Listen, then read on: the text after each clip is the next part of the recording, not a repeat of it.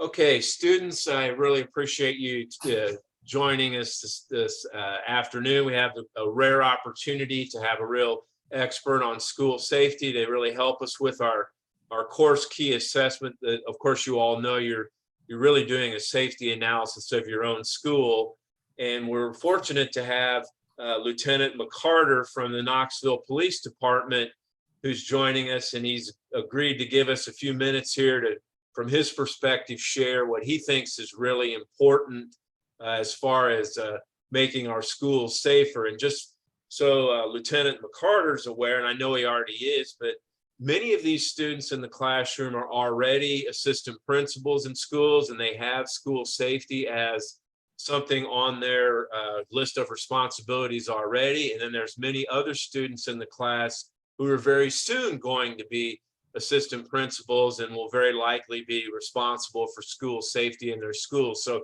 you have a very attentive audience on this subject, and they're very interested in what you have to share. But I do think it would be important for them to know about some of your background and specialized training and experience. So if you would, Lieutenant, would you mind introducing yourselves to my students and just let them know about your credibility as a police officer, particularly in helping schools with safety?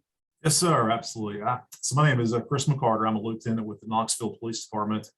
I've been with KPD now for 26 years. I started here in, actually 27. I started here in 1995 at the grand age of 19 years old as a police cadet, and started off, when worked in the patrol division. The first several years I was here, did a variety of assignments there, worked in the patrol, tactical bicycle, field training officer, before moving along to the criminal investigations division, where I worked for a couple of years and as a property crimes investigator, cases like auto theft, forgery and fraud, burglary, and that sort of thing. I promoted to police sergeant back in 2010, ran a patrol squad for several years and went back to CID as a sergeant after that. I ended up promoted to lieutenant 7 years ago now, and several years as a patrol lieutenant running a patrol squad. But back in 2020, I was transferred to what's called the Special Services Unit at KPD. And one of the jobs that I have there is I'm in charge of the school resource officers at KPD, along with crossing guards and some other school related units. So I've been doing that for a couple of years now, and worked on a lot of different training scenarios for the school resource officers, and went to several courses related to school security and looking at ways to make our schools more secure, and training, studying past incidents that have occurred in schools, and working closely with the school security officers at Knox County School Security and in Knox County to make sure that we are doing everything that we can to make our schools as safe as possible. So a lot of involvement with the schools the past couple of years, and looking at our our plans and making sure that we are doing everything we can to keep our kids as safe as we can. Great, thank you. And I guess let's just jump right in. I know I gave you a very broad brush here. What's the kind of the first thing that came to your mind when I asked you to maybe put some thoughts together about what our students can do to make their schools safer? You talk about school safety, and I'm gonna kind of hone in a little bit on what I've looked at a lot from a law enforcement perspective, which is school shootings and shootings on campus. I mean, the school emergency can encompass anything from a fire to a tornado to a weather type event. So there's a lot of different stuff that can be included in that umbrella for school safety. But I'm going to kind of things that I've saw. We've done a lot of training this summer, looking at and throughout the years, looking at different events that have happened at schools and things that I see that I think needs to be paid special attention to. And the first thing I'll talk about is building security and facility security. Make sure that your school you want to make it as difficult for somebody to get it. First off, this seems very common sense, but you want to make it as difficult for somebody to get into that school who doesn't need to be there as you possibly can. And some examples of that would include, one, looking at, if you look back at school shootings and you look at things that happen there, I'll talk about it from a physical standpoint and also just a security standpoint and access control. It's simple, but making sure that your doors leading into the school are locked, that they're functioning properly, that the locks, if the door shuts, that the lock is going to engage and the door is going to shut and lock as it should be. So have your maintenance folks check the doors, make sure that they're functioning properly. Do that frequently. Keep a checklist, look at it, make sure that they're, so they are secure. Making sure that they're not propped open. Have your teachers and your staff look at that. I mean, make sure, I know every school, and I'm sure that well, everybody knew the doors that kids went in and out of to get off campus, and it's no different now, but keeping an eye on that, making sure people don't prop doors open and they get left open so that anybody else can walk in those doors too, and keeping an eye on that. If you look back, I mean, I'll go back to Texas, the most recent shooting, the way that this suspect made entry into the school was through a door that was not secured. So you've got to make sure that you're checking those doors, making sure that those are controlled, and make sure they're locked, make sure they're functioning properly. That's exterior in the school too.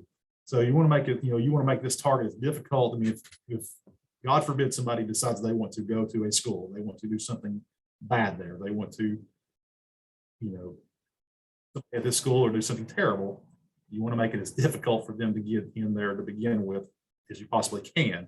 So that's A, you're talking about exterior security. B, if somebody does make entry into that school, they get in through an unlocked door. Or I'll talk about something else in a minute with some more security standpoints as far as access control. But once somebody gets in there, make sure that if you look back on this again, you see once somebody is in there, they're going to go door to door, and they are going to look for doors that are unlocked going into a class. Maybe it's a class change and you've got a bunch of people in a hallway. That's a completely different scenario. But say, for instance, you have somebody who walks into a school, they open a door, they find an open door, they get into the school. The next thing they're going to do is they're going to go to classroom to classroom, where they're going to check doors, and they are going to look for which doors are open, which doors are unlocked, and that's where they're going to go to. So I would suggest making sure that as your teachers are in their classrooms and they're teaching their classes, making sure those doors are shut, making sure that they can get out from the inside if they need to, but the doors are locked at that point in time. So if somebody comes up to that door, once class starts at 12 o'clock, that door is locked. If some students run late and they need to get in, they can knock on the window of the door, they can look out and see who's out there, and they can let them in. But once you start instructing, that door is locked, that door is shut. Nobody has access to get in that door. It goes back to if you go to door A, it's locked, they're going to go into door B. Door B is locked, they're going to go into door C. So if all these doors are locked, it's going to make it that much more difficult for somebody to be harmed or something to happen. Those are some physical, those seem like simple answers, but some simple actions that can be taken to make it that much more difficult for somebody to do harm. Going back to not really a physical security standpoint, but access control and knowing who's supposed to be there and who's not, limiting the number of ways that somebody can enter and exit that school, having controlled access points.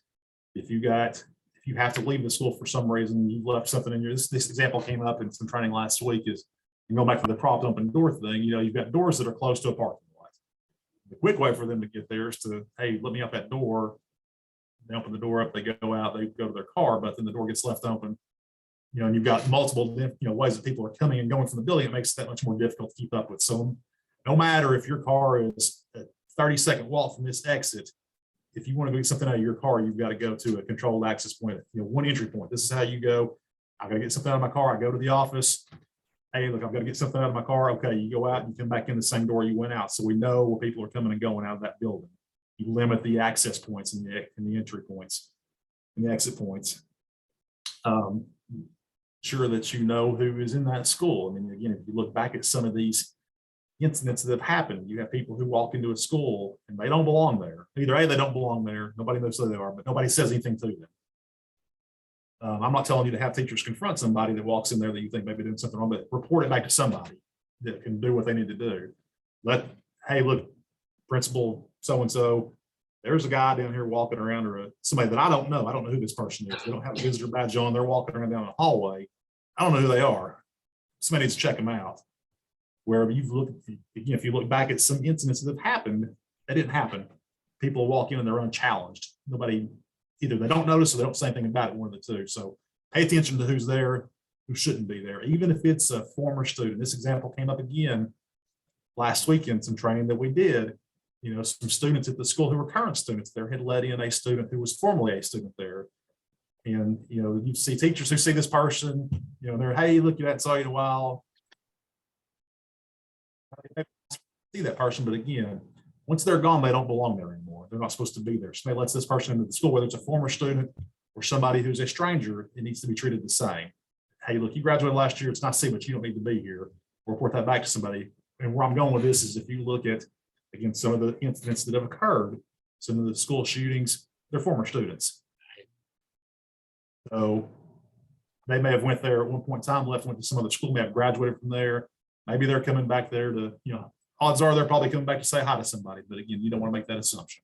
You want to, if somebody doesn't belong there, whether they're, again, a stranger or maybe a former student, report it back to somebody, let them check on it. Hey, look, if you want to visit with so-and-so, you can do it outside of the school. But, if you come back on or whatever, I mean, you can't report it back to somebody. Don't just ignore somebody that doesn't belong there and move about your business. Let somebody know about it. And those are just a couple of important points I want to make on that.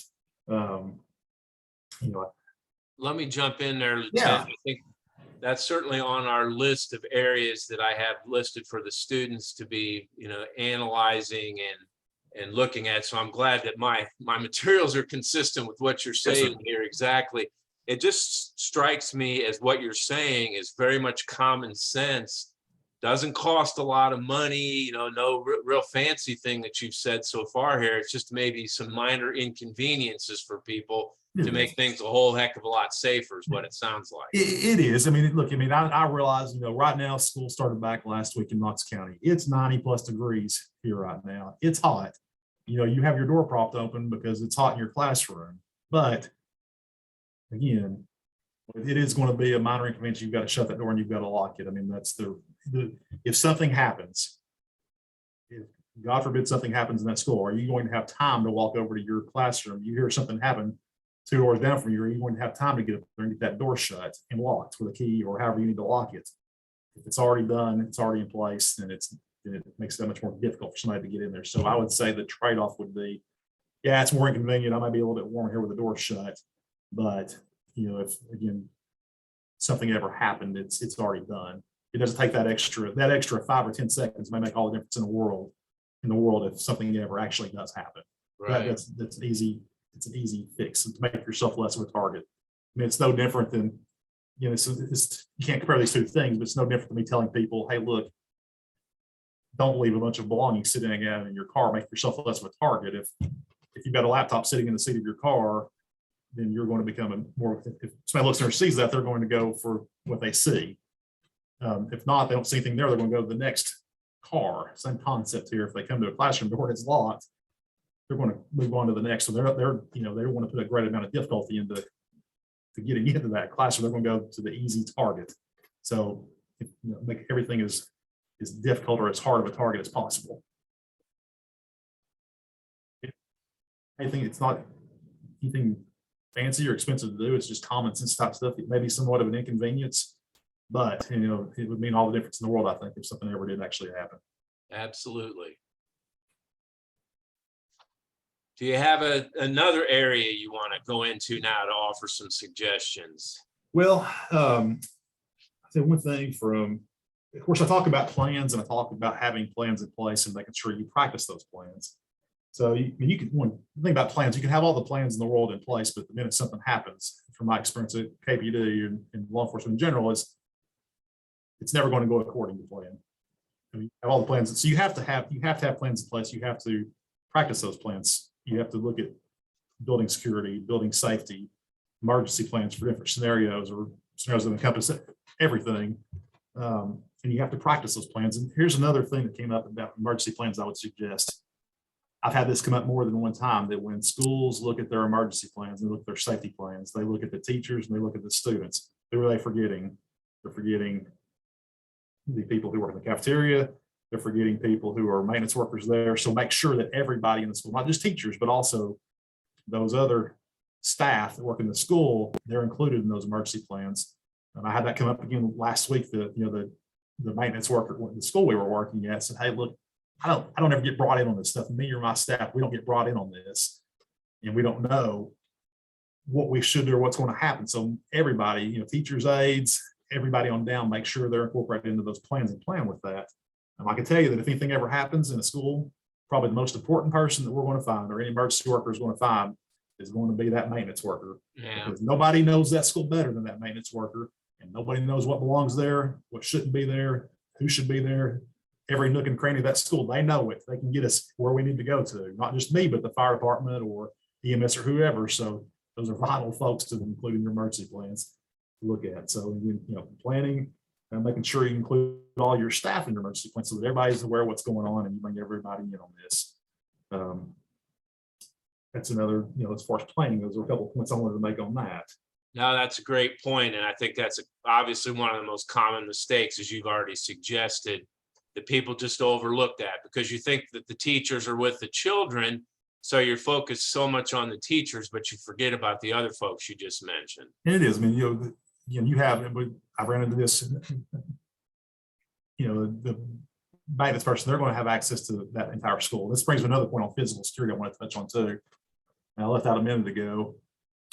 If you look at Texas, and I don't know if this is, one of the things that came out early was that they didn't have access to this classroom. Whether or not that's true, I don't know. It probably looks like it wasn't true, but you look at access, you look at access to different areas of the school or the school in general. You have some places that are controlled with key cards, such as the exterior entrances. You get into the school and you've got certain keys to work certain places in the school. So there's a lot of different, not many people have access to that entire school, right? And if we get in there, we need to get into a classroom or get into an area of the school in a hurry. How do we get there? One thing in Knox County they looked at a couple of years ago was, I've got a key card that will access any school in Knox County. School resource officers have the same. But if something did happen, it's not the only people who are going to be responding to that. You're going to have officers from all over the place. If something ever happens at a school or some type of big incident, you're going to have, hundreds of personnel from everywhere that show up to help out on this. But us being able to have access to a key card or a key or some way to get to where we need to get to, whether it's finding the maintenance guy, or we talked about putting lock boxes outside the schools, where our 911 center would have the key, the common, the key code to this lock box, or the entry code to get into this lock box, which would have keys, key card, whatever we needed to get us, and have that at different points. We looked at, I did a safety survey for a school a couple of weeks ago. We looked at if something ever happens here, where or law enforcement or EMS or whoever the most likely to come into the school and getting, we talked about putting up lock boxes at those access points so that, I'm on my way out there, dispatch can say, hey, look, there should be access boxes here, here, and here. Here are the codes to get in there. We can get that, and we can get keys to get into that school, not just, physical keys that work anywhere in the school or key cards to get us access in there. That's a problem you run into, is getting access to the areas that you need to get into. Great point. Talk about a little bit was, we want to think the best way to, as far as any type of incident at school goes. And sometimes it is a student who is in that school, whether it's if they're targeting another staff member or another student there, or the school in general, is look for indicators and look for signs. And if you see something suspicious or something out of place, you look at some kid's homework and he's making some references to doing something, harming somebody or someone, report that stuff back. We get a lot of good intelligence. We have our school resource officers have they have a good relationship, I think, with the staffs at their schools. And they get a lot of good, hey, look, I've heard chatter come from other students, or chatter, we saw somebody doing gang signs on homework, or whatever the case may be. You have to operate under, as far as school administrators go, that are different than us. But at the same time, if you have indicators something's going to happen, don't take it lightly.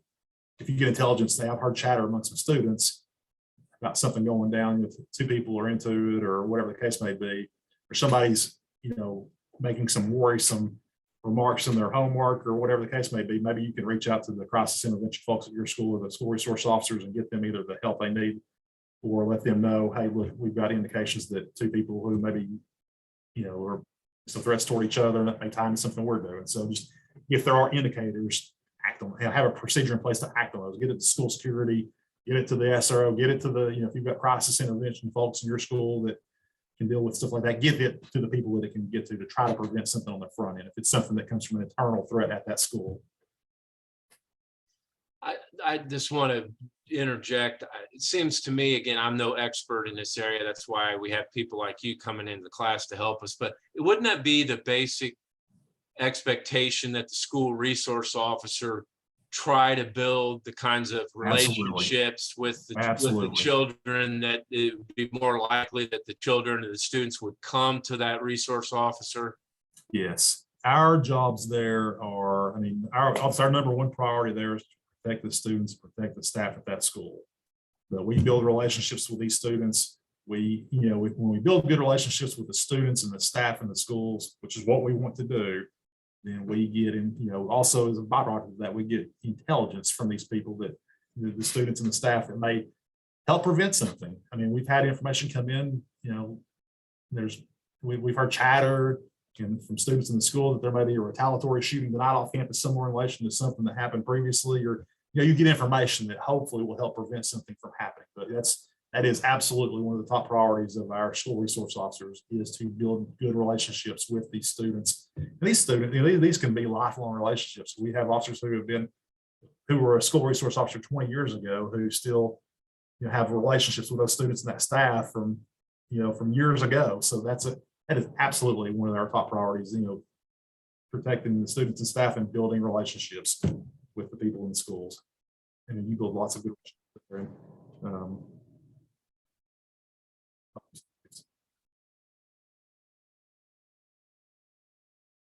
Still there? Yes, sir. I'm still here. Sorry. Okay. Yeah, so that is one of our focus areas, is building relationships in the schools. There are lots of good byproducts that come of that. And, that is a focus area. Yeah, and again, all of us in education know that that's something we all try to work on as teachers and administrators. I mean, it's a relationship business, if you will. And I talk about indicators. Where that's important is if you look back, not just in schools, but you have you look back when you have a mass shooting type incident, whether it's in a school or whether it's somewhere else, you look back and there are breadcrumbs, there are indicators out there that maybe if somebody picked up on this indicator, whether it was law enforcement or a teacher or a family member or somebody, then maybe it could have been prevented to begin with. So I would say don't take anything lightly. If you see something that makes some bells and whistles go off, there's probably a good reason for that. And maybe it's nothing, but maybe it's something. And I would say again, whether it's crisis intervention personnel or school security officers or somebody, let's look into this and make sure there's nothing there that that we could from happening. Because there are, you look at these and you look, hindsight being 2020, when you look back at a lot of these incidents, there are indicators there a lot of times. That may not have gotten picked up on. Okay, again, you've given us some great information so far. You got any more gems left for us? Let me look here. I mean, that's some points I've talked about. One thing to look at, this is something, if something ever, sure that you've got something important. If you ever have anything happen there, making sure you've got some trauma type kits in those schools available. One thing we've done is we went and we bought trauma kits for our school resource officers that include pause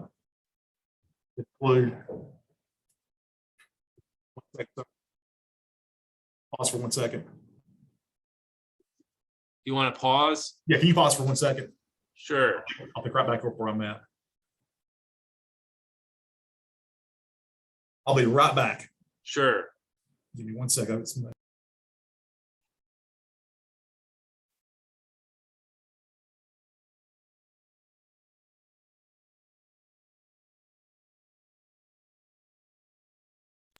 Okay, we're resuming recording. You were talking about trauma kits. Yeah, I was talking about that. Like if something, we were looking back at, and one thing we've done is we've equipped our SROs, our school resource officers, with trauma kits that include stuff like tourniquets, quick clot, different emergency bandages, gauze. If something ever did happen there, you're going to need somebody who can get these medical items in place quickly.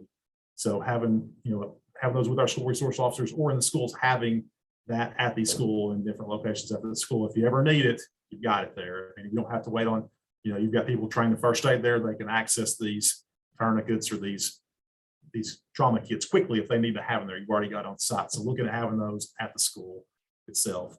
I'm not waiting on medical personnel to get there with this stuff, but having somebody there that can get it quickly. Good suggestion. Is that the same thing as a bleed kit? That's what I've normally Yeah, you got heard it referred to as, maybe. bleed kits. I mean, you got, on your extremities, we've got tourniquets we use if there's a wound to the.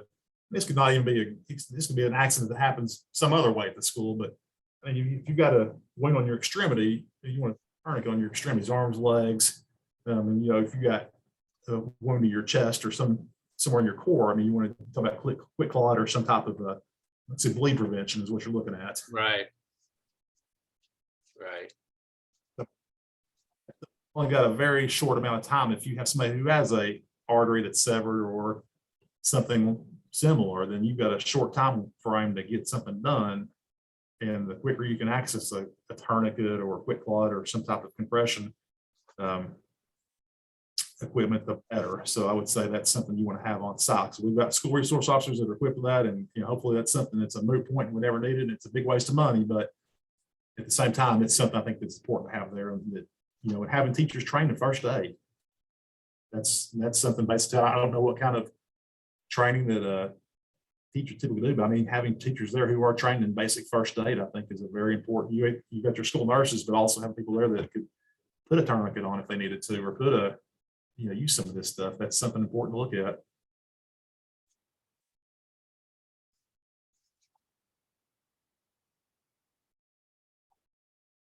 Yeah, I'm looking back over my notes so far here while you're finally checking yours. You've given us some really good commentary about really access control from the exterior, and then also from the interior. If somebody is the inside, about locked doors, you've well reminded us about that. You've also reminded us to limit the number of access points for certain, and to report or challenge somebody who's there who perhaps is not supposed to be there. Those are all excellent suggestions, and reminding us we need to have plans and practice our plans, but also to include cafeteria maintenance, our other non-teaching staff in those plans. Always, one thing I want to make that point on that include always think about your special needs children too. Okay, When good. you make your plans, think about your special needs children. They may have more difficulty getting out or having something, something happens. And you need to think about that. If you don't, I mean, I'm sure that most plans incorporate that already, but make sure that's something you look at. Absolutely.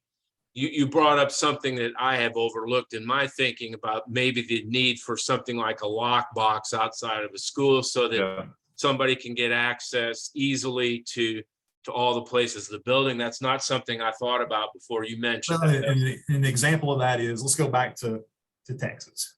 And so initially in the front end, there was some information that maybe the door was locked. They couldn't breach this door. They couldn't get into this classroom where this suspect was. Whether that's true or not, I don't know.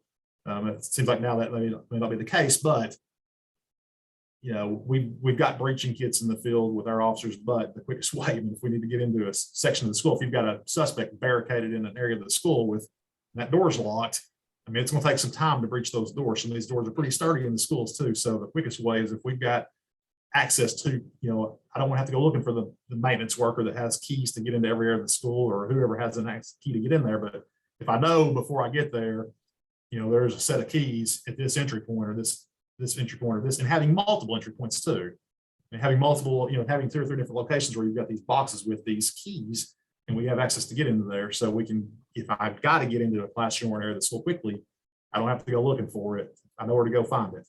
Yeah. Makes total sense. I know seconds and minutes really matter in these kind of situations. Yes, sir.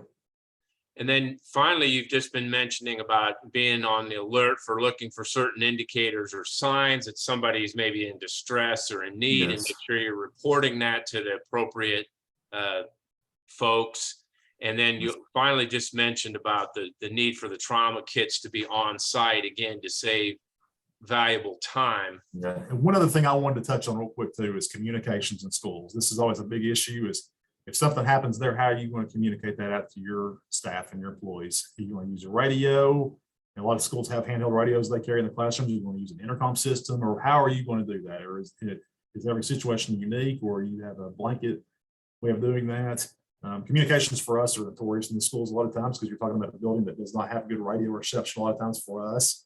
And we're looking at some workarounds here in Knox County, but just thinking about communications. How are you going to communicate out to your staff? You know, what's going on, what emergency you have, how's it going to happen? And quickly, how quickly can you get that done? I've always recommended that they have, a plan and then at least one or two backups for if their Right, primary absolutely. communication doesn't Absolutely. work for that situation. Yep.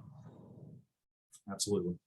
I kind of expected that to be the first thing you were going to mention, because that usually when you have a discussion like this, that usually is one of the first things that's brought up is maybe the need for redundancy in communication. Yeah, that's one thing I had that on my list. I think I overlooked it the first time I started talking, but it's a huge issue for us. It's one of the biggest issues for us on law enforcement is communications inside of a school, inside of a hospital, without a repeater in that hospital or been operate our radios off of the school Wi-Fi or some other technical workaround.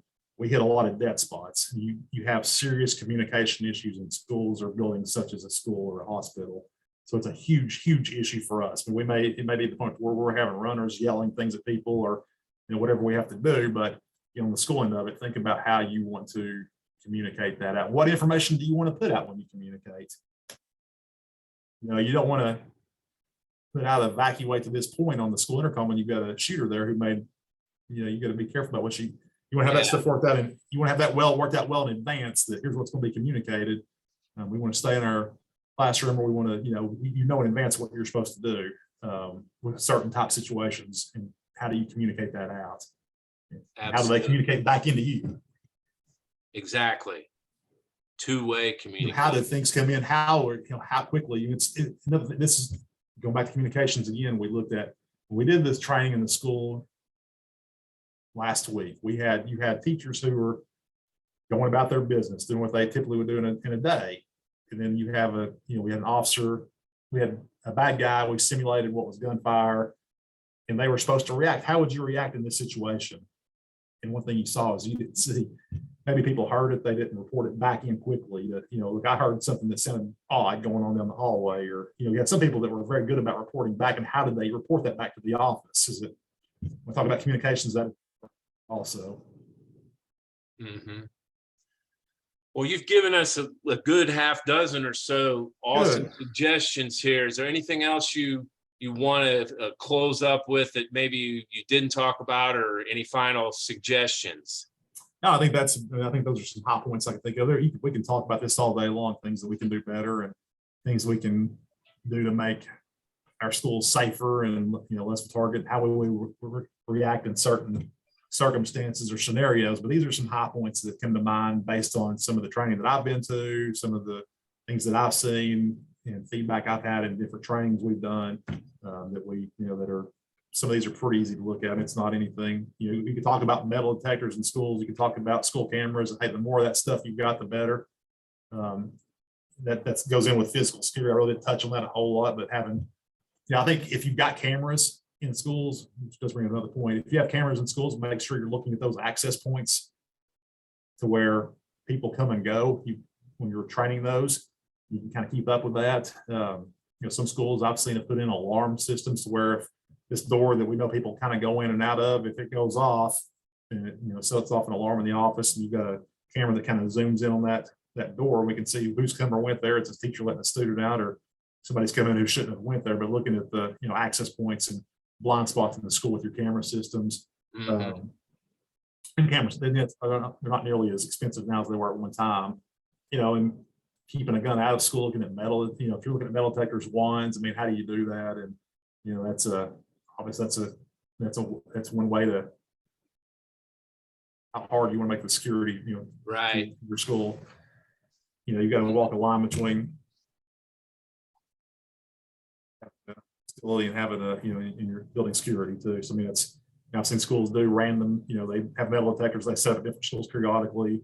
Wanding, they do that periodically, and wand that way it's in the back of people's minds. Or maybe you do it all on the school and the funds and the how they want to approach that. But I think having that doing some type of periodic checks of people coming in, students coming into the building too, so they've got that in the back of their mind. Mm-hmm. However you want to word that, or however you want to go about that, that's another thing, something else to look at.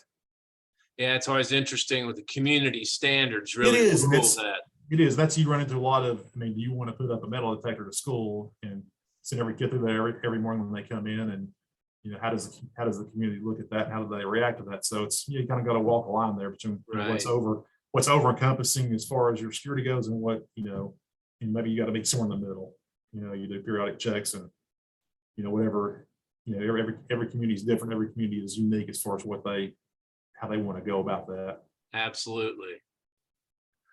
Well, I really appreciate, what's Absolutely. been really useful, I think, is a number of the things you mentioned are already on the list of things that I have them to be checking for, which makes me feel good. But then it was really valuable because you mentioned several things that I had not thought of that needed to be considered. So that was like a perfect learning storm here of kind of building off where we were. And then you helped, I think, extend this conversation for us. So we really appreciate that. Yes, sir. Absolutely. If I can do to help out. Well, let me again thank you on behalf of my students, and let me go ahead and shut the recording off, and then I'll thank you personally after I get the recording shut off. Yes, sir. Thanks a lot, Lieutenant. Absolutely.